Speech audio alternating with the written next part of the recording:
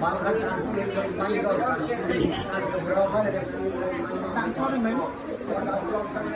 phải ăn cho ai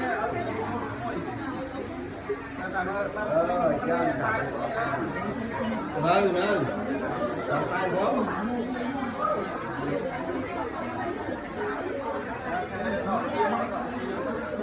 trong thời gian trong thời gian này cho ai trong người chơi thì chưa có một pha để nắp và tập học